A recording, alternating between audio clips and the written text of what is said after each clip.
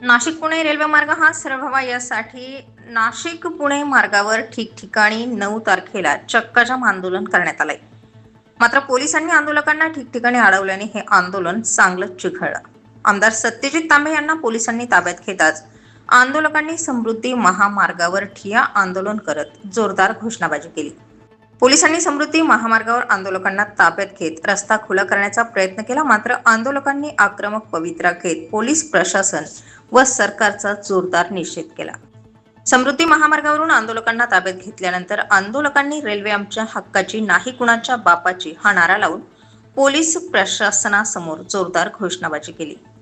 पोलिसांनी आंदोलकांना गाडीत घालत समृद्धी महामार्गावरील वाहतूक ही खुली केली.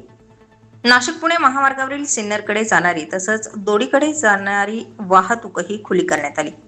सुमारे 2 तास चाललेलं आंदोलन अखेर मंत्री गिरीश महाजन यांनी फोनवरून संपर्क साधत मागे घेण्याचं आवाहन केलं. कुंभमंत्री गिरीश महाजन यांनी आमदार सत्यजित तांबे यांच्याशी फोनवरून संपर्क साधत समिती नेमलेली असून हे आंदोलन त्वरित थांबवावं अशी मागणी केली. नाशिक पुणे रेल्वे ही सरळ मार्गीच व्हावी यासाठी ठिकठिकाणी चक्काजाम आंदोलन करण्यात आलं. यावेळी आंदोलकांनी आक्रमक भूमिका घेत प्रशासनाविरोधात जोरदार घोषणाबाजी केली.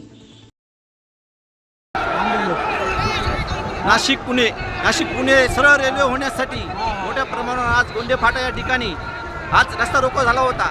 परंतु सत्यजित दादा तांबे आणि कार्यकर्त्यांना पोलीस यंत्रणेने शेवटच्या क्षणी संपूर्णतः पोलीस यंत्रणेचा बळाचा वापर करून त्यांना ताब्यात घेतलेला आहे. तरी लोकांनी आता आंदोलन तीव्र स्वरूपात केलेले आहे. मोठ्या प्रमाणावर लोक पोलिसांच्या स्वाधीन होत आहे. लोक सैरावैरा पळून समृद्धी महामार्गही यावेळी ब्लॉक करण्यात आलेला आहे. समृद्धी महामार्गावर मोठ्या प्रमाणावर ट्रॅफिक जाम झालेले आहे. या ठिकाणी मोठ्या प्रमाणावर पोलीस यंत्रणा यांची दमछाक केलेली आहे. त्याचप्रमाणे आजच्या या आंदोलनामध्ये मोठ्या प्रमाणावरती ग्रामीण भागातील लोक सहभागी झालेले आहे.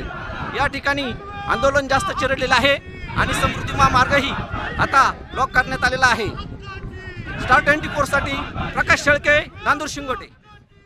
स्टार 24 फास्ट न्यूज साठी प्रकाश शेळके, नांदूर शिंगोटे.